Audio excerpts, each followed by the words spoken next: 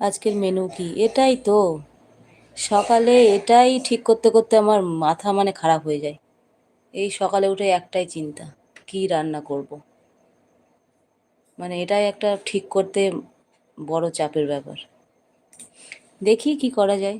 আজকে তো নিরামিষ, পনির হবে এটুকুটা জানি, আর কি হবে জানি না।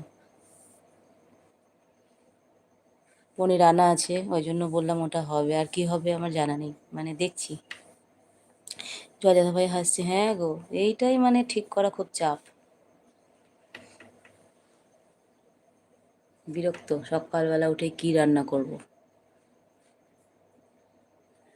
আর আমার বরকে জিজ্ঞেস করলে এক কথাই বলে দেবে, আমাকে জিজ্ঞেস করছো কেন, যেটা খুশি করো, এই হয়ে